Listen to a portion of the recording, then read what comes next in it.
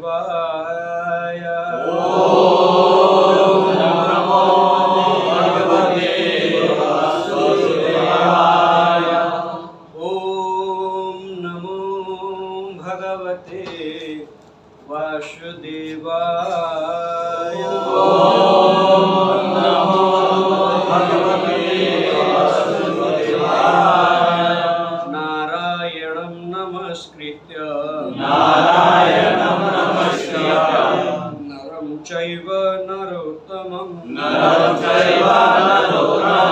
देवीं सरस्वतीं व्यासं देवीं सरस्वतीं व्यासं ततो जयमुदीरये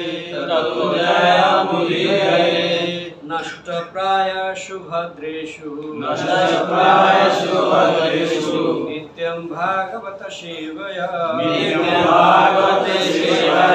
भगवते उत्तम श्लोके भक्तिर्भवति नैष्ठिकी मूकं करोति वाचालं पङ्गुं लङ्घयते गिरिं यत्कृपातमहं वन्दे श्रीगुरुदीनतारिणीं परमानन्दमाधवं श्रीचैतन्येश्वरं वासुदेवसुतं देवं कंसचारुर्मर्दनं देवकी परमानन्दं कृष्णं वन्दे जगद्गुरु हरे कृष्णा हरे कृष्णा कृष्ण कृष्ण हरे हरे हरे राम राम राम हरे हरे। ये हो गया भगवान की प्रार्थना। अब हम साथ में मंगलाचरण करते हैं।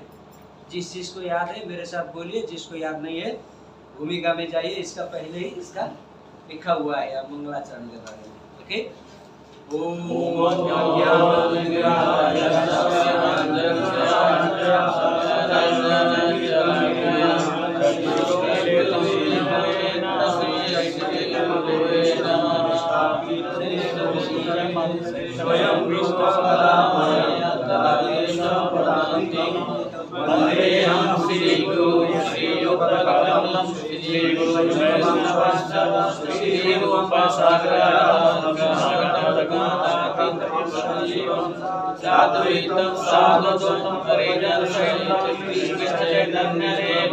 श्री राधा कृष्ण पादान सागं ललिता श्री सकां हे कृष्ण करुणा सिंधु दीनबंधु जगत्पते गोपेश गोपीनाथ राधा कांत नमस्ते सप्तकांचन हरे राधे श्यामेश्वरी नित्यमानुष्ठी देवी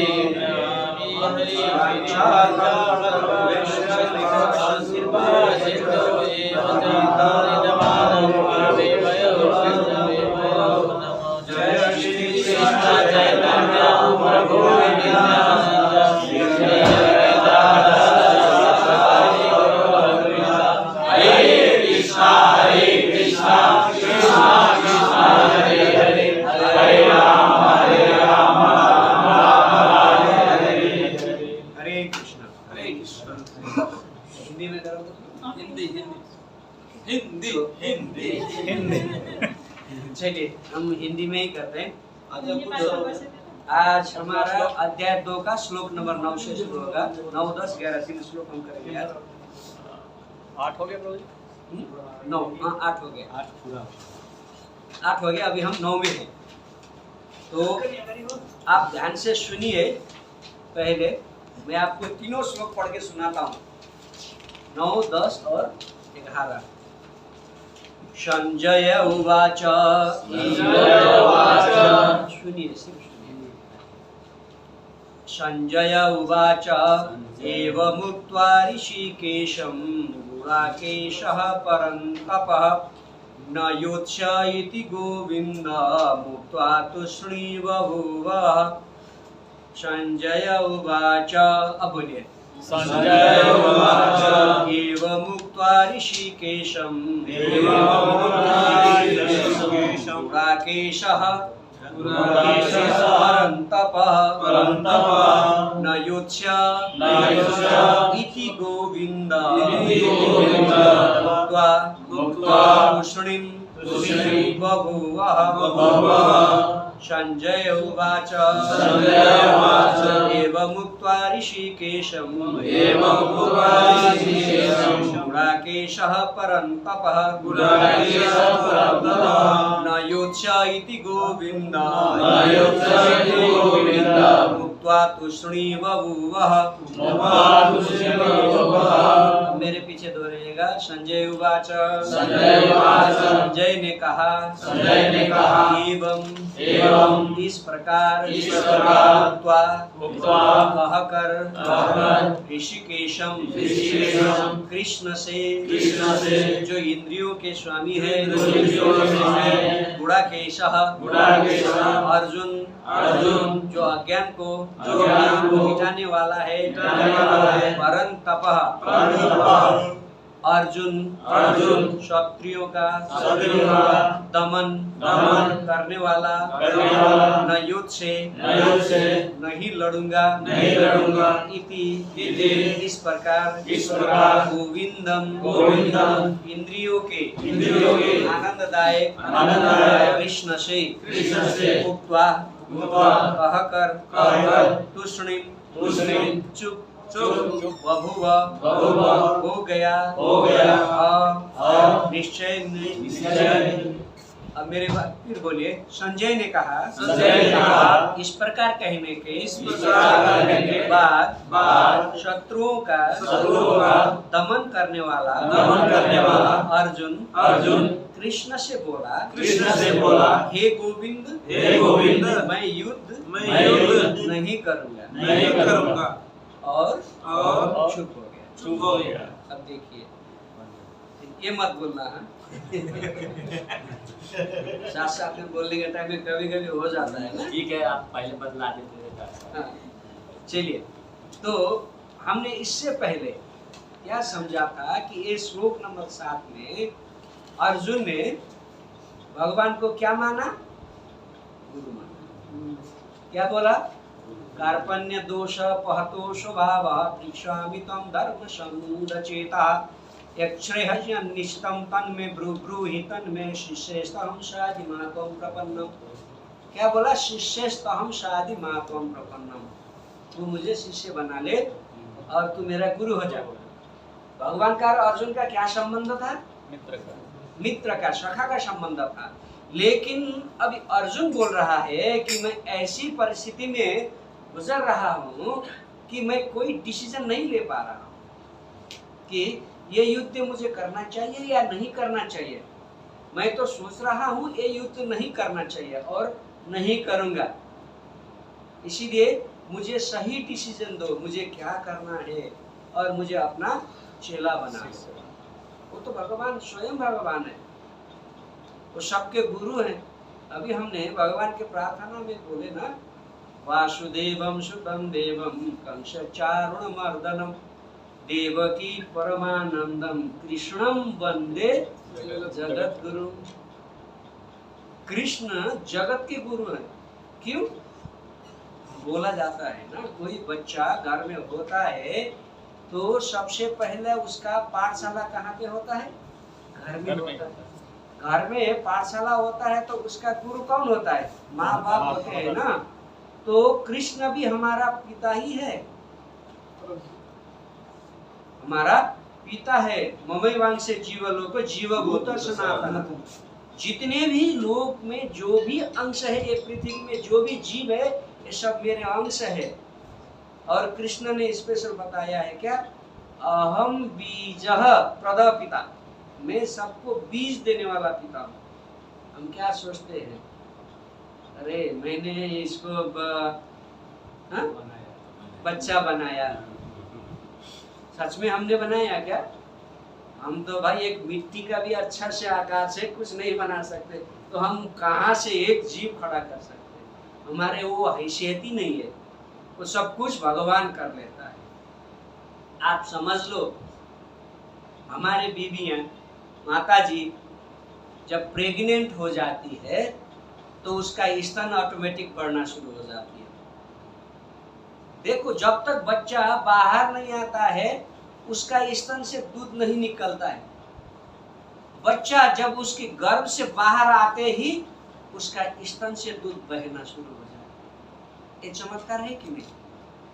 ये कौन करता है? भगवान करता है। इसीलिए वो हम सबका पिता है, परम पिता है, तो वो हमारा गुरु भी है। इसीलिए अर्जुन ने क्या किया कि मेरा सखा है, मैं इसी को ही गुरु मानता हूँ और तू मेरा गुरु हो जा और मुझे शिष्य बना ले और मुझे क्या करना है सिखा। विश्वनाथ चक्रवर्ती क्या बोलते हैं, जो हमारे बहुत बड़े वैष्णव है, बहुत बड़े वैष्णव है, वो स्वयं राधा रानी के अंतरंग सखा के रूप में वो हमें ज्ञान देने के लिए अवतरित हुए थे। वो बताते हैं कि जब अर्जुन ने ऐसा कहा तो भगवान मुस्कुराते हुए हंसे। यहाँ भी वही बोल रहे हैं ना,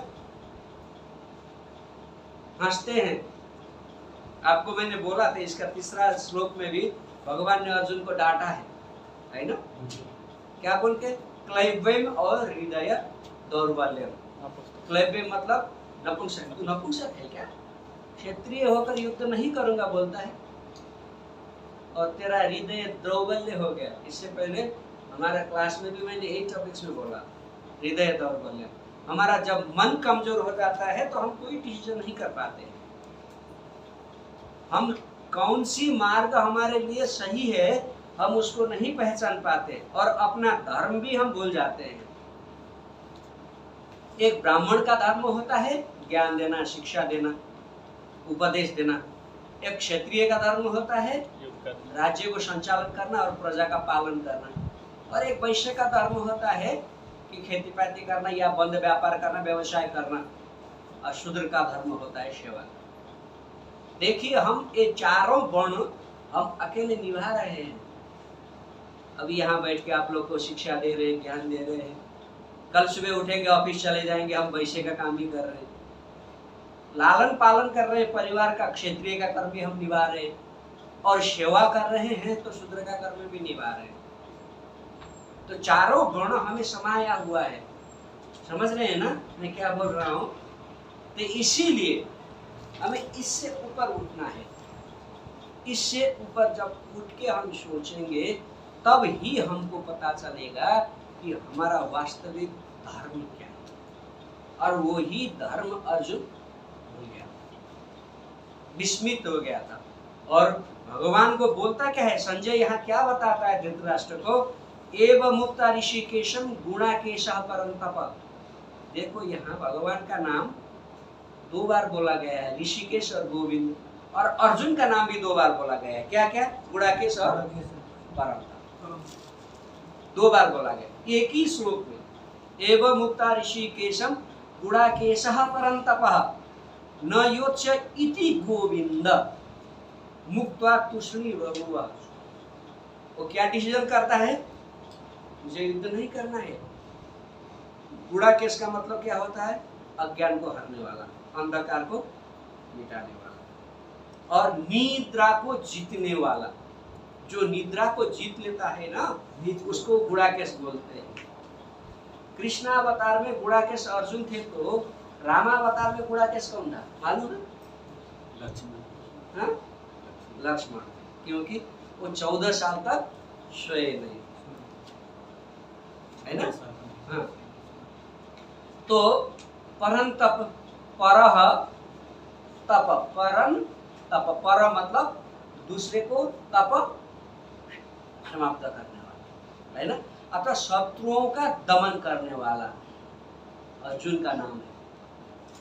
तो यहाँ भगवान को ऋषिकेशम बोल रहा है, ऋषिकेश बोल रहे हैं। ऋषिकेश का मतलब क्या होता है? ऋषि मतलब सेंसेस, चेतना। ऋषि धातु का मतलब है चेतना। जो इंद्रिय है ना, यहाँ हमारा जो चेतना है उसको ऋषि बोलते हैं, और उसका ईश्वर कौन है? ऋषिकेश। मतलब भगवान का दूसरा नाम क्या है? ऋषिकेश है। और गोविंद भी वही है। गो का मतलब 2 होता है, एक इंद्रिय और दूसरा गाय। ये दोनों का भगवान गोविंद कहा जाता है। यहाँ विश्वनाथ चक्रवर्ती बताते हैं कि ऋषिकेश और गोविंद 2 बार क्यों बोला गया? हम सबकी चेतना, हम सबकी जो इंद्रियां है ना, वो सबको भगवान कंट्रोल करते हैं। कभी फिर ये मत सोचना सब भगवान कंट्रोल करते हैं तो हम कहीं जाके गलत कर्म करते हैं इंद्रिय से, तो वो भी तो भगवान ने करवाया होगा। ये गलत मत लेना। क्यों हम करते हैं? ये सच है कि हमारी जो भी इंद्रियां है, जो भी चेतना है, इन सब पे भगवान की कंट्रोल होती है। वो चाहे कंट्रोल कर सकती है, लेकिन भगवान ने हमें स्वतंत्र छोड़ दिया है। क्यों? इंद्रिय को मालिक था, इंद्र को बदला, खाली मन को नहीं, वो दूसरी बात है। वो जो अलग अलग अंग है उसमें, वो दूसरी बात है। और यहाँ देखिए, तो भगवान इंद्रियों का या सभी चेतनाओं का स्वामी है। वो चाहे तो अर्जुन का सभी सेंसेस को, चेतना या उसका इंद्रिय को कैप्चर करके उसको अपने मुताबिक काम में लगा सकते थे, क्योंकि वो तो स्वामी है सबके, कुछ भी करवा सकते हैं।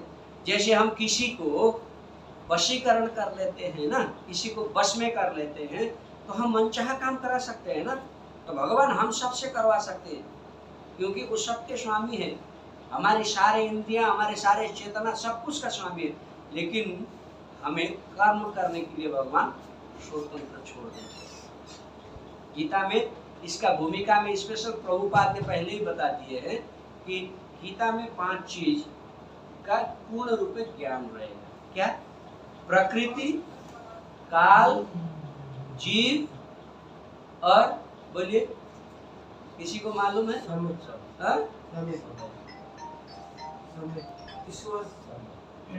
ईश्वर, और अभी क्या बोला? कर्म। ये 5 चीज। ये चार चीज, कर्म के अलावा चार चीज अलग है। देखिए, समय, ईश्वर, प्रकृति, है ना, और जीव, ये अलग है, लेकिन कर्म अलग। क्यों? कर्म करने के लिए जीव स्वतंत्र है। भगवान चाहे तो सब कुछ कर सकता है ना, लेकिन क्यों? क्योंकि जीव का जो अगले जन्म का जो प्रारब्ध होता है, जो जन्मों जन्मों से जीव ने जो कर्म आर्जन किया हुआ है, वो हिसाब से उसको फल भोगना पड़ता है। इसीलिए वो कर्म करने के लिए भगवान ने जीव को स्वतंत्र छोड़ दिया। इसीलिए भगवान ऋषिकेश, भगवान गोविंद होते हुए भी हमारी चेतना या हमारी इंद्रियां को भगवान नियंत्रण नहीं करते हैं, हमें जीव को ऊपर छोड़ देते हैं, चलो तुम अपनी मर्जी करो।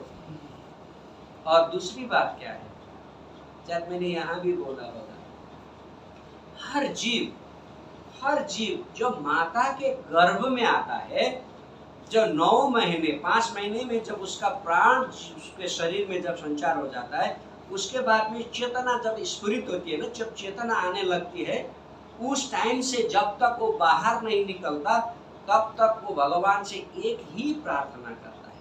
जी, क्या प्रार्थना करता है? कि भगवान मुझे इस समस्या से बाहर निकालो। देखिए, अभी टेम्परेचर कितना होगा? मैक्सिमम 36-37 डिग्री बाहर, लेकिन हमें वो गर्मी हम सह नहीं पा रहे हैं, एसी लगा रहे हैं, पंखा लगा रहे हैं, लेकिन माँ के गर्भ में कितना टेम्परेचर होता है मालूम है? 98 डिग्री फ़ारेनहाइट। तो वो जो जीव जिस शरीर को धारण करके माँ के गर्भ में बैठता होगा, उसको कितना गर्मी होता होगा, वो सहन नहीं कर पाता है, और हर समय वो भगवान से प्रार्थना करता है कि भगवान मुझे जल्दी से यहाँ से बाहर निकालो, मैं बाहर जाना चाहता हूँ। लेकिन मैं भगवान तुमसे प्रॉमिस करता हूँ, प्रतिज्ञा करता हूँ कि जब मैं बाहर जाऊँगा, तुम्हारा शुद्ध भक्ति करूँगा और मैं भगवत धाम जाऊँगा, और फिर मैं माँ के गर्भ में आने का काम नहीं करूँगा। हर जीव भगवान से प्रार्थना करके बाहर आता है, लेकिन जब बाहर आता है तो क्या करता है?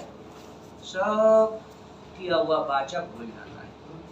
बाहर आते ही ला ला ला ला ला ला बाबा करना शुरू करता है, माँ करना शुरू कर देती है, और पूरा समाज में ऐसा वातावरण हो जाता है कि ये मेरा है, वो मेरा है, और बचपन में ही कुछ अच्छा देखा वो पकड़ने के लिए, झपटने के लिए शुरू कर देता है और गलत कर्म करना शुरू कर देता है। इसीलिए भगवान हमें ये शिक्षा दे रहे हैं अर्जुन के माध्यम से कि अभी भी समय है, हमको सुधरना चाहिए। हम बार बार यहाँ आते हैं, क्लास देते हैं, और आप लोग से बार बार विनती करते हैं कृपया माला करिए, माला करिए। हमारे आचार्य लोग बोलते हैं, मालूम है, माला से जो कंपन उत्पन्न होती है वो सीधा भगवान से संपर्क करवाती है। लेकिन आप लोग कोई करते हैं, कोई नहीं करते। चलिए, ये भी सब प्रारब्ध की ही गति है कि अगले जन्म में कहीं थोड़ा सा भी वैष्णव का थोड़ा संगत मिल गया होगा, और हम अभी सब पूरे वैष्णव के साथ में एक साथ में बैठ के कथा सुन रहे हैं, ये भी बहुत बड़े भाग्य की बात है। लेकिन अपने जीव की उन्नति के लिए थोड़ा माला जप करिए, ये मेरा व्यक्तिगत अनुरोध है आप सभी से, जो जो नहीं कर रहे हैं। तो यहाँ देखिए अर्जुन क्या बोल रहा है भगवान को कि मैं तुमको गुरु स्वीकार करता हूँ, लेकिन वो अपना डिसीजन भी सुना रहा है। क्या? मैं युद्ध नहीं करूंगा। देखिए, आप कोई गुरु से जाएंगे, आप गुरुदेव आप मुझे अपना शिष्य बनाइए, है ना, शिष्य बनाइए, लेकिन मेरा एक पूरा बात है कि मैं शिष्य तो मैं बनूंगा आपका, लेकिन 16 माला नहीं करूंगा। ऐसी बात हो गई ना? तू मुझे शिष्य भी बना ले, तू मेरा गुरु भी बन जा, लेकिन मैं युद्ध नहीं करूंगा। सेम बात हो गई ना कि हम किसी को गुरु भी बना रहे हैं, हम किसी को गुरु बना भी रहे हैं, लेकिन हम बोल रहे हैं कि मैं आपका शिष्य बनने के लिए तैयार हूँ गुरुदेव, लेकिन मैं 16 माला नहीं करूंगा, मैं भगवान का नाम का माला जाप नहीं करूंगा। तो गुरु बनाने का फायदा क्या हो गया? कुछ फायदा हो गया? नहीं। सेम पोजीशन अर्जुन बता रहा है और इसी चीज को संजय धृतराष्ट्र को बता रहा है। अब सुनिए, जब धृतराष्ट्र बताएगा कि अर्जुन युद्ध नहीं कर रहा है, तो धृतराष्ट्र के मन में तो लड्डू फूटेगा ना। अर्जुन नहीं लड़ेगा तो मेरा बेटा युद्ध जीत जाएगा। लेकिन वो वास्तविक सत्यता नहीं है। क्यों? क्योंकि वो भगवान की शरण में जा चुका है और भगवान चाहता है कि अर्जुन युद्ध करे। हरे कृष्ण। अब आप दूसरे श्लोक में चले जाते हैं। पहले सुनिए। तमुवाच ऋषिकेशः प्रहसन्निव भारत सेनयोरुभयोर्मध्ये विषीदन्तमिदं वचः। अब मेरे साथ दोहराइए। तमुवाच ऋषिकेशः प्रहसन्निव भारत सेनयोरुभयोर्मध्ये विषीदन्तमिदं वचः। तमुवाच ऋषिकेशः प्रहसन्निव भारत सेनयोरुभयोर्मध्ये विषीदन्तमिदं वचः। मेरे बात बोलिए।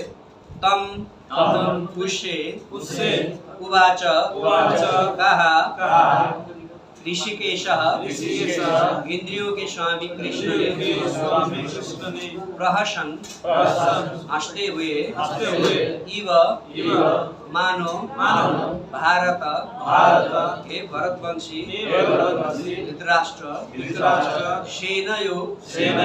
सेनाओं के उभयो दोनों पक्षों की मध्य बीच में विषीदन्तम शोकमग्न इदम यह निम्नलिखित वचः शब्द।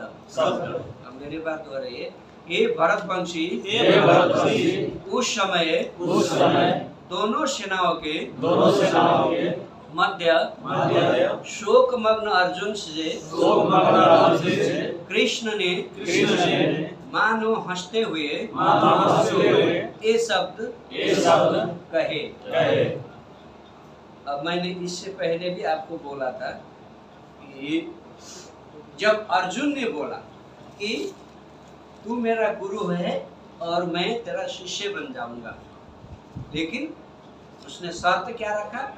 मैं युद्ध नहीं करूंगा। मैंने आपको भी बोला कि हम किसी को गुरु बना लेंगे और चेला भी बन जाएंगे, लेकिन बोलेंगे कि गुरुदेव मैं 16 माला नहीं करूंगा, भगवान का नाम नहीं जपूंगा। है ना? सेम बात हो गई ना।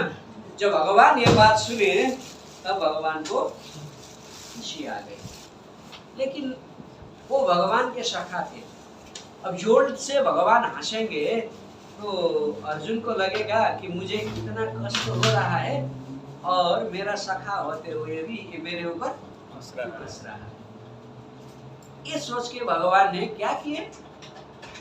थोड़ा मुस्कुराए। क्या पागल है ये?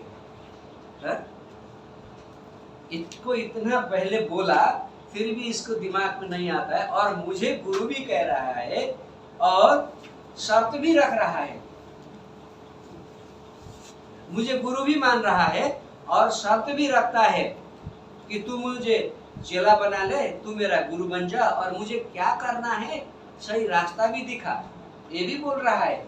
और बाद में फिर क्या बोलता है? मैं युद्ध नहीं करूंगा। ये कैसा चेला है? हा? अजीब हो गया ना। 7वां अजूबा 8वां अजूबा हो गया है। तो अर्जुन का ये बात सुन के भगवान को हंसी आ गई और भगवान थोड़ा हंसते हुए उसको बोले कि तुम क्या अविवेकी हो क्या? तुम्हारा कुछ मतलब इतना शोकातुर हो, तुम इतना शोक से विह्वल हो कि क्या सही है और क्या गलत है तुमको समझ में भी नहीं आ रहा है। अपने धर्म को भी कैसे संरक्षण करना है उसने वो लोक लज्जा सब त्याग दिया। एक क्षत्रिय होके युद्ध करना है और अपने क्षत्रिय धर्म का पालन करना है, वो उसमें भूल दिया। कैसे कि ये देह को ही क्या माना, सब कुछ मान लिया। जब हम इस शरीर को ही सब कुछ मान लेते हैं तो ये अवस्था हमें भी आ सकती है, क्योंकि हम ये देह नहीं है। हम आपसे पूछेंगे, प्रभु से पूछेंगे, प्रभु ये किसका किताब है? प्रभु बोलेंगे मेरा किताब है ना? नहीं, हम पहले से लिखा है। हाँ, ये आपका है ना, मतलब मेरा किताब है बोलेंगे। अब प्रभु ऐसा करेंगे, ये हाथ किसका है बोलेंगे, प्रभु क्या बोलेंगे? ये मेरा हाथ है। ये कौन सा हाथ है? मेरा दाया हाथ है। ये मेरा बाया हाथ है। ये मेरा सर है। ये मेरा पाँव है। ये मेरा उदर है। ये मेरा वक्षस्थल है ना? हम क्या बोलते हैं? मेरा बोलते हैं। क्या बोलते हैं? सब कुछ मेरा है। मेरा बोलते हैं। तो वो मेरा बोलने वाला चीज कौन है? समझ में आता है? क्योंकि जब मैं मेरा बोलता हूं तो मैं कौन हूं? छोड़िए, थोड़ा एकदम दिमाग लगा के सोचिए। जब हम सब चीज को मेरा बोलते हैं, ये पानी का बोतल किसका है प्रभु जी? हाथ खड़ा करके मेरा है ना? कहीं बस में जा रहे हैं, एक छोटा सा रुमाल बस के सीट के ऊपर फेंक देंगे और बाहर चले जाएंगे, कोई आदमी आके उसी के ऊपर बैठ जाएगा। आप आगे क्या उठिए, क्यों उठना है? यहाँ पे मेरा रुमाल पड़ा हुआ था, ये सीट मेरा है। हर चीज में 2 मिनट हम कहीं जा रहे हैं तो उसमें भी हमने संबंध स्थापित कर दिए। 1 घंटा के लिए हम बस में कहीं जा रहे हैं, वो बस को सीट के साथ में भी हमने अपना संबंध बना लिए, वो सीट मेरा है ना? हर चीज में हमने संबंध बना लिया, लेकिन जिसके कारण से हमने संबंध को स्थापना किया वो चीज क्या है? कभी आपने सोचा है? मैं मेरा बोलते हैं, लेकिन वो जो मेरा बोलने वाला है वो कौन है? देखिए, एक मैं आपको कहानी सुना देता हूँ। स्वामी रामकृष्ण परमहंस के नाम तो आप सबने सुना होगा। वो बहुत काली के बहुत बड़े भक्त थे। बाद में वो कृष्ण भक्त हो गए, आप सबको पता होगा शायद, है ना? वो पहले बहुत बड़े काली के भक्त थे, लेकिन बाद में उनके गुरु ने उनको काली की भक्ति से छुटा के कृष्ण के भक्ति में लगा दिए और वो मोक्ष को प्राप्त हो गए। उस समय में वो काली के महान भक्त थे और एक व्यापारी आया उनसे मिलने के लिए और उसने बोला कि गुरुदेव, आप तो बहुत बड़े भक्त हैं और आपकी तो माता से हर दिन बात होती है, तो कृपा करके माता से बोल दीजिए कि वो मेरे घर में चले आए और मुझे दर्शन दें। तो उन्होंने बोला ओके, मैं भेज दूंगा, तुम्हारा एड्रेस बताओ, तुम कौन हो, मुझे तुम्हारा एड्रेस चाहिए, तुम कौन हो, मुझे तुम्हारा एड्रेस चाहिए। तो उसने, मेरा घर नंबर इतना है, रोड नंबर ये है ना, मेरा ब्लॉक ये है, मैं ये जिला का हूँ। अच्छा, वो तो तेरा घर का एड्रेस हो गया, तेरा एड्रेस किधर है? उन्होंने बोला ये तो तेरा घर का एड्रेस हो गया, तेरा एड्रेस किधर है? तो उसने फिर दुकान का एड्रेस दिया। तो स्वामी रामकृष्ण बोले नहीं, ये तो तेरा दुकान का एड्रेस हो गया, यहाँ तो तेरा दुकान है, तो तेरा एड्रेस कहाँ है? हर जगह में वो हर अपने एड्रेस दिया। वो स्वामी रामकृष्ण परमहंस वो बोलते चले गए, ये तेरा इसका एड्रेस है, वो उसका एड्रेस है। तो हार गए वो व्यापारी और बोले कि मेरा तो ये शरीर ही है, मेरा घर ये शरीर है। अच्छा, ये तेरा घर शरीर है तो तू कौन है? उसने बोला मेरा नाम चलो बोला कृष्णलाल गुप्ता, तब कोई नाम बोला उसने, कृष्णलाल गुप्ता। ये तो तेरा शरीर का नाम है, तो तू कौन है? उन्होंने बोला, ये सच में कहानी है, उन्होंने बोला कि तेरा नाम कृष्णलाल गुप्ता बता रहा है ना, ये तेरा शरीर का नाम है। जिस दिन ये तू शरीर छोड़ के चला जाएगा, लोग बोलेंगे कृष्णलाल गुप्ता मर गया। और तू कौन है? वो हार गया, वहां से उठ के चला गया। बहुत सोचा, बाद में फिर दूसरे दिन आके उसने माफी मांगा और बताइए कि मेरा परिचय क्या है। मैं तो भटक गया हूँ कि मैं कौन हूँ, मैं खुद भी नहीं पहचान पा रहा हूँ। तो उन्होंने उसका परिचय दिए कि तू एक आत्मा है, तू एक जीव है। जो जो चीज तू इधर बता रहा है ना, ये तेरा नहीं है। जब तू इधर आया तो उसने तुझे दिया, अब जब तू चला जाएगा तो उसने वो सब चीज तेरे से ले लेगा। तो इसीलिए कोई चीज तेरा नहीं है, तू सिर्फ एक जीव है, आत्मा है। जिस दिन तू चला जाएगा, सब कुछ वो जिसने तुझे दिया वो। तब बताइए क्या है हमारे पास? कुछ है? तो जब हमको ये चीज पता है तो भगवान की भक्ति क्यों नहीं करनी चाहिए? करनी चाहिए ना। तो भगवान के सखा, इससे पहले का हमारे नेपाली क्लास में भी बताया था मैंने, भगवान हरदम हमारे साथ रहते हैं, हरदम। एक क्षण ऐसा नहीं होता कि भगवान हमारे विमुख रहते हैं। हाथ में माला रहता है, वो भी हमारे साथ भगवान रहते हैं। यहाँ पे कंठी लगाते हैं, ये भी भगवान का ही स्वरूप है, हरदम। आप सोचो भगवान कहाँ नहीं है, हरदम हर क्षण भगवान हमारे साथ रहते हैं। फिर भी हम भगवान को नहीं पहचानते। अर्जुन भी यही गलती कर रहा है ना। क्यों नहीं पहचानते? कि हम इस शरीर को ही अपना सब कुछ मान लेते हैं। इस शरीर का ही जो परिचय है, अस्तित्व है, इसी को ही हम सब कुछ मान लेते हैं। इसीलिए हम भगवान से विमुख है। और अर्जुन भी यही कर रहा है। तो जब भगवान ने ये देखा तो भगवान को हंसी आ गई। ये तो मेरा साथ रहता है, हर टाइम मेरा साथ होता है, तो यही मेरे बारे में जानता नहीं है। तो हम जैसे जो जीव है ना, तो भगवान को कैसे जानेंगे? इसीलिए भगवान थोड़ा चलिए अब हम दूसरा श्लोक पढ़ते हैं। श्री भगवान उवाच असत्यान्वशोचस्त्वं। छोड़िए, मैं छोटा छोटा बोलता हूँ, लंबा आप लोगों को आगे थोड़ा डिफिकल्ट है। असोच्यान्वशोचस्त्वं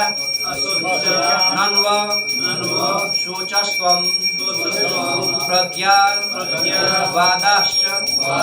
भाषसे गताशून गताशुञ्च नानु शोचन्ति पंडितः अशोच्या नन्वशोचस्त्वं प्रज्ञावादाश्च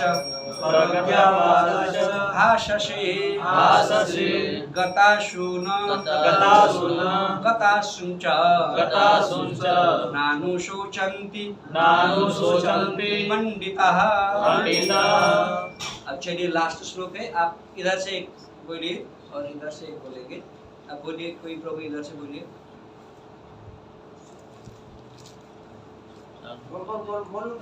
बोलिए बोलिए, राजप्रभु बोलिए। श्री भगवान वाच श्री भगवान वाच अशोच्यान अशोच अशोच्यान अशोचस्त्वं स्वप्रदान च भाषे प्रज्ञावादाश्च भाषसे गत अशून अगत अशून गताशून गताशुञ्च अनुशुचन्ति पंडिताः नानुशुचन्ति पंडिताः। अभी अशोच्यान अशोच्यान न वशोचत्यं वशोचत्यं प्रज्ञावादाश्च प्रज्ञावादाश्च भाससे भाससे गतासु न गता गतासु न गतासु शुच शुच नानु नानु शोचन्ति शोचन्ति पंडिता पंडिता। हरे कृष्ण। आप लोग जब पढ़ते हैं ना तो ऊपर तो बहुत सारे शब्दों को मिलाकर कभी कभी संस्कृत में लंबा शब्द बना देता है, और अब जब आपका पढ़ने हैबिट नहीं होता है ना, वो आपको थोड़ा डिफिकल्ट होता है। तो आप लोग क्या करना, नीचे जो अर्थ दिया गया है ना, तो इसको पढ़ लीजिएगा। यहाँ पे आप इसको आराम से पढ़ सकते हैं, लेकिन इसको आपको लय मिलाना है बस।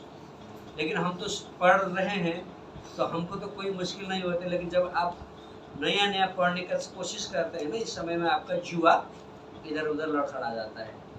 जैसे शुरू में जब हम साइकिल सीखने लगते हैं तो ऐसे ऊपर जाके साइकिल को धक्का मार के हम ऐसे करते हैं ना, तो हमारा जुआ भी वही ताल करता है। लेकिन डरना नहीं है, पहले नीचे से शुरू कर लीजिए और पढ़ते पढ़ते बाद में आप ऊपर भी पढ़ सकते हैं। ओके, ध्यान से सुनिए। श्री भगवान उवाच अशोच्यानन्वशोचस्त्वम् प्रज्ञावादाश्च भाषसे गतासु न गतासुञ्च नानुशोचन्ति पंडिताः श्री भगवान वाच श्री भगवान ने कहा अशोच्यान जो शोक के योग्य नहीं है अन्वशोच शोक करते हो तुम प्रज्ञावादान पांडित्यपूर्ण बातें भाषसे कहते हो चले गए रहित अशुन प्राण अगत नहीं गए अशुन प्राण च भी न कभी नहीं अनुशोचन्ति शोक करते हैं पंडिताः विद्वान लोग। यहाँ अभी थोड़ा लंबा है संस्कृत में ये, इसका मैं पहले अनुवाद आप लोगों को पढ़ाता हूँ, उसके बाद में पीछे चले जाएंगे। श्री भगवान ने कहा तुम पांडित्यपूर्ण वचन कहते हुए उनके लिए शोक कर रहे हो जो शोक करने योग्य नहीं है। जो विद्वान होते हैं वो न तो जीवित के लिए नहीं मृत के लिए शोक करते हैं। हरे कृष्ण। देखिए, मैं संस्कृत में आपको पढ़ के सुनाता हूँ और इसका अर्थ बता देता हूँ। विश्वनाथ चक्रवर्ती इसके बारे में बहुत अच्छा टीका दिए हैं। वो अर्जुन तवायम बंधुबोध हेतु कहा शोको भ्रममूलक एव। विश्वनाथ चक्रवर्ती क्या बोलते हैं, इसका मतलब वो अर्जुन तवायम बंधुबोध हेतु कहा शोको भ्रममूलक एव।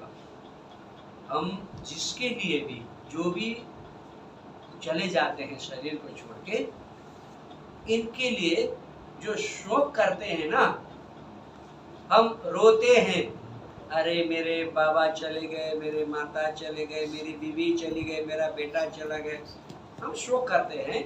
ये श्रम भ्रम है। क्या है? भ्रम है। एक बार आपको मालूम है ना, रामायण में जब बाली को भगवान राम ने छिपके से बाण चला के मार दिए, तब तारा रोते हुए आई कि आपने मेरे पति को मार दिया, वो भी छिप के मार दिया। मेरा पति मर गया, आपके कारण से मर गया। तो भगवान बोलते हैं तो तुम्हारा पति कौन है? मुझे बताओ पहले, तुम्हारा पति कौन है? तुम्हारा पति इस शरीर में जो जीव था, अगर वो तुम्हारा पति है तो जीव कभी मरता नहीं।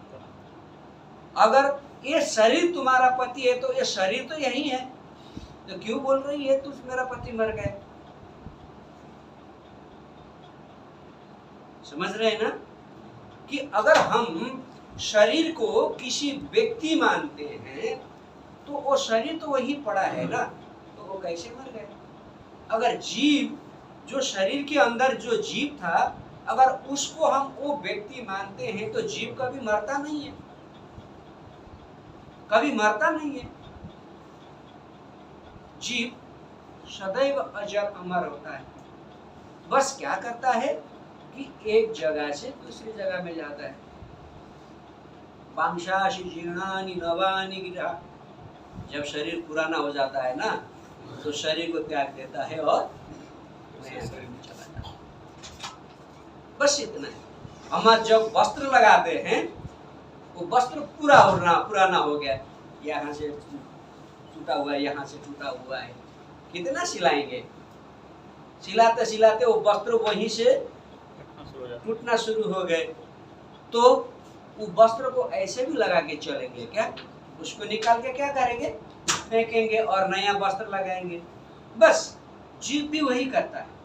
क्या करता है कि जब ये शरीर वांशांसि जीर्णानि नवानि गिरा, जब ये शरीर जीर्ण हो जाता है तो जीव क्या करता है? इसको छोड़ के नया घर में चला जाता है। बस फर्क इतना है। इसीलिए विश्वनाथ चक्रवर्ती बोलते हैं तवायम बंधु बध हेतक शोक प्रमूल कहे, कि जो मेरा बंधु बांधव को मैं मार रहा हूँ वो मर रहे हैं, ये भ्रम है, गलत है, ये झूठ है। क्यों? शरीर वही रहता है, आत्मा कभी मरता नहीं है, तो वो कैसे मारेगा? इसलिए ये भ्रम है। तथा कथम विस्ममहम संख्य इत्यादि को विवेक प्रज्ञा मूलक व्यत्या, उसको चिंता क्या है? मैं मेरे गुरु को मारूंगा, मेरे पितामह को मारूंगा, है ना, मेरा वृद्ध पितामह को मारूंगा, मेरा गुरु को मारूंगा और मेरे शाखा संबंधी जो है सबको मारूंगा। जब कोई मरने वाला है तो हमारे शास्त्रों में एक मान्यता है, कोई आदमी मरने वाला है तो उसको 6 महीना पहले से उसको लक्षण प्राप्त होना शुरू हो जाता है। तो इसका मतलब कौरव और पांडव का युद्ध में 18 दिन के अंदर सब लोग मरने वाले हैं, इसका मतलब तो भगवान ने उन सबको मार चुके हैं पहले। क्यों? भगवान खुद बोलते हैं ना कि आप देखेंगे सिंधु शास्त्र में कि कोई जीव अगर देह त्याग करने वाला है तो उसको 6 महीना पहले से उसको लक्षण प्राप्त होना शुरू हो जाएगा। तब तो इसका मतलब तो उन लोग को लक्षण प्राप्त हो गई है, तो वो लोग ऑलरेडी मर चुके हैं, बस उसको निमित्त बनना है अर्जुन। तो भगवान के कार्य में अर्जुन निमित्त बन के उसको मार दें, इसीलिए भगवान हंस के बोल रहे हैं अशोच्या नन्वशोचस्त्वं प्रज्ञावादश्च भाषसे। अरे तू बात तो ऐसा पंडित का जैसा कर रहा है कि बहुत बड़ा पंडित है, ये करेगा पाप लगेगा, वो करेगा पाप लगेगा, वो करेगा पाप लगेगा, वो करेगा पाप लगेगा, तो बहुत पंडित का जैसा बात करता है, लेकिन बात कर रहा है कैसा? मूर्खों वाली बात कर रहा है। क्यों? कि जो अपने धर्म को पालन नहीं कर सकता उसको नपुंसक बोला जाता है। इसीलिए भगवान उसको बोल रहे हैं तो बात तो पंडित का जैसा कर रहा है लेकिन व्यवहार मूर्खों की जैसी कर रहे हो, मूर्खों का जैसा कर रहा है। क्यों? जब तुझे शरीर को अपना मानना है तो शरीर यहीं पे पड़ा रहेगा। अगर आत्मा को तू मानता है तो आत्मा कभी मरता ही नहीं है, ना कभी जीवित होता है ना कभी मरता है। माँ के गर्भ से जन्म कौन लेता है? बताइए, माँ के गर्भ से जन्म कौन लेता है? शरीर लेता है। कौन लेता है? शरीर लेता है। और मरता कौन है? शरीर। लेकिन जन्म जीव कभी नहीं लेता। जीव का सिर्फ प्राकट्य होता है। जीव आता है उस शरीर के साथ में और वो शरीर त्याग देता है और जीव। इसीलिए जन्म और मृत्यु सिर्फ शरीर की होती है, जीव की कभी नहीं होती है। लेकिन ये फिर दूसरी बात देखिए, कभी कभी क्या होता है, ज्ञान को सही रूप में हम अगर नहीं ले पाएंगे तो दूसरा रूप लेता है। तो जीव तो मरता नहीं है, क्या मुश्किल है? कल से शुरू करो भाई। हाँ? जीव तो मरता नहीं है, ये शरीर मरता है, क्या मुश्किल है शरीर को मारने दो। जीव अजर अमर है, चलो जो भी करो खुद आराम हो मस्ती करो, ये नहीं है। जीव ईश्वर का अंश है। और हमें एक सच बात बताइए, हम यहाँ पे क्यों है? बहरीन में, मैं यहाँ नहीं बोल रहा हूँ, मंदिर में नहीं बोल रहा हूँ, बहरीन में हम क्यों आए? किस लिए आए? आनंद प्राप्ति के लिए ना।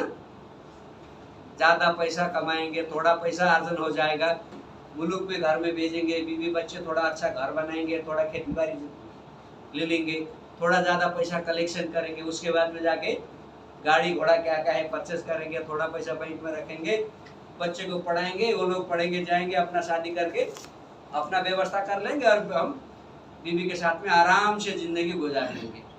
यही कल्पना करके आए हैं ना, ये सब आनंद की प्राप्ति की कल्पना करके आए हैं। लेकिन हमको मिल रहा है क्या? मिल रहा है? जिस दिन हमको सैलरी मिलेगी उस दिन थोड़ा आनंद आता है, हाँ सैलरी आ गई। जो फिर पैसा इधर से उधर हो गया फिर पूरा आनंद चला जाता है। क्योंकि ये संसार भौतिक है, नाशवान संसार है। यहाँ कोई भी चीज हमको लंबी समय तक प्राप्त नहीं होती है। जो भी प्राप्त होती है वो अल्पकालीन होती है, छोटे समय के लिए प्राप्त होती है। हम सोचते हैं अरे बाप रे मैं तो 100 साल जीऊंगा। क्या है 100 साल? आप सोचिए, चंद्रमा जो अभी अभी भारत ने चंद्रयान भेजा, वहां 1 साल कितने दिन का होता है मालूम है? हमारा इधर 6 महीना का 1 दिन होता है, वहां 6 महीना का 1 रात होता है। इसका मतलब हमारा 1 साल का चंद्रमा में सिर्फ 1 दिन होता है। स्वर्ग में भी सेम यही है। तो वहां 100 साल कोई आदमी जिएगा तो पृथ्वी में कितना साल जीना पड़ेगा उसके लिए? याद करो। तो क्या है हमारी आयु? कुछ नहीं है, कुछ नहीं है। इसीलिए हमें जो भी मिला है, हमें जो भी भगवान ने दी हुई है, इसको सदुपयोग करके भगवत भक्ति में अभी से लगाना शुरू कर दीजिए। यही हमारी अंतिम उपाय है, वरना फिर जन्मों जन्मों तक चक्कर लगाते रहेंगे, लगाते रहेंगे, लगाते रहेंगे, और एक दिन सारी दुनिया समाप्त हो जाएगी। जब ब्रह्मा जी के 100 दिन होने के बाद फिर हमें भगवान के उदर में जाके शिथिल आत्मा के रूप में रहना पड़ेगा। तो उससे अच्छा है कि आज से ही स्टार्ट करिए भगवान भक्ति का, भगवान के नाम लेने का और भगवत धाम जाने की तैयारी करना। उसके बाद में फिर इस दुनिया में नहीं आना पड़ेगा, इस दुख के संसार में नहीं आना पड़ेगा।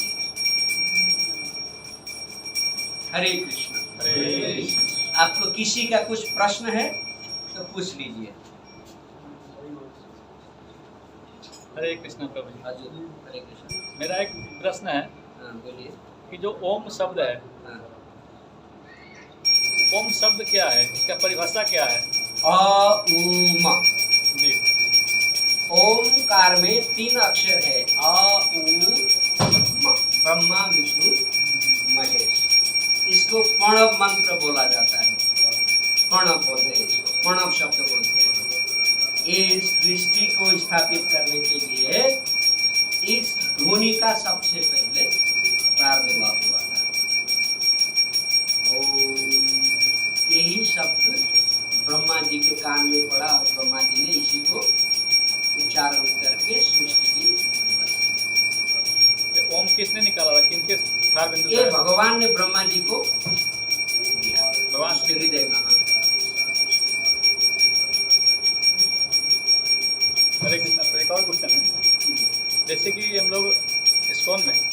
माता जी बोलते हैं, तो अपने श्रीमती को माता जी, पत्नी को माता बोल सकते हैं?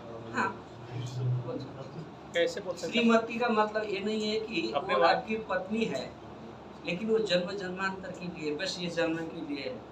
आपकी वो जीव आपकी पत्नी नहीं है, वो शरीर ही सिर्फ आपकी पत्नी है। हमारे माता जी यहाँ पे है, तो इनका शरीर ही ये शरीर की पत्नी है, लेकिन इनके अंदर जो जीव है वो मेरी पत्नी नहीं है। वो जो जैसा जीव इनके अंदर है वैसा ही जीव मेरे अंदर भी है। इनका जीव बाद में दूसरे जन्म में पुरुष का स्वरूप ही धारण कर सकती है, लेकिन इसीलिए हमको ये समझना चाहिए कि इनका जो शरीर है वो शरीर इस शरीर की पत्नी है। माता जी का अर्थ क्या होता है? माता जी मतलब ये है, देखिए माँ का अर्थ क्या हुआ?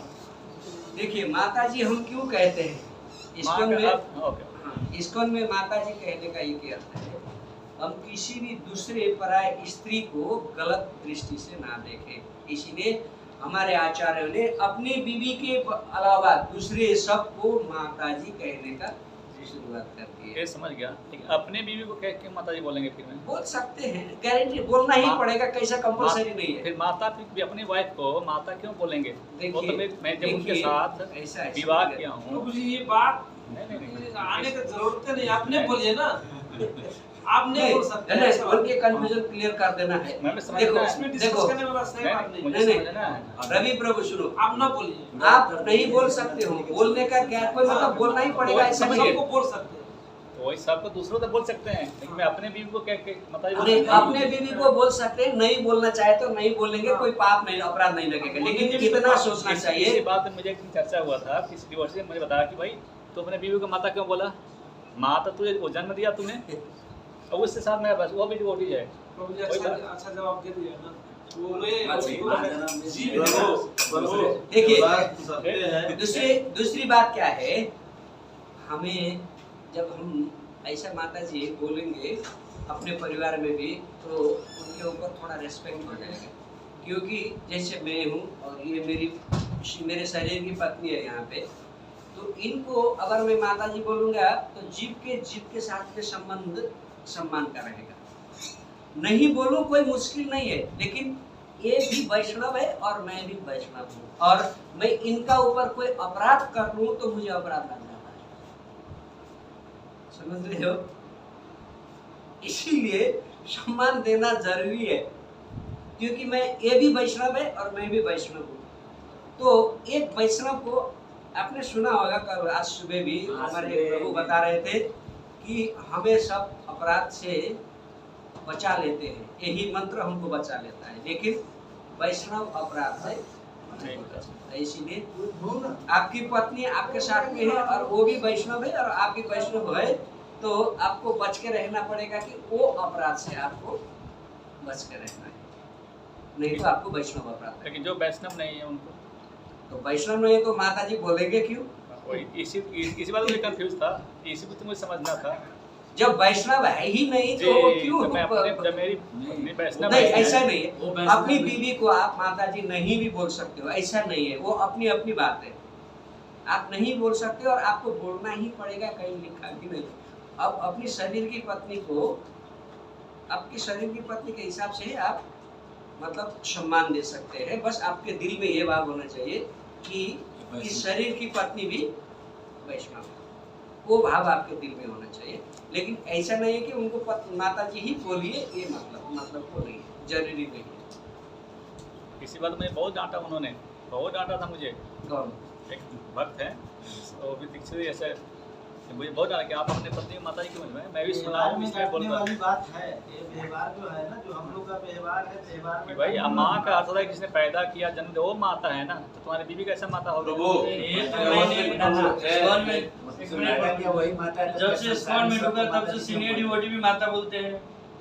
हाँ, वो माता हो गया ना। देखिए सबसे बड़का सबसे एक अच्छा सवाल है, निम्बार्क वाले जवाब दिया कि ये जीव का जो जीव होता है अंदर हम लोग को, जो भगवान का समय उसका नाता नहीं होता।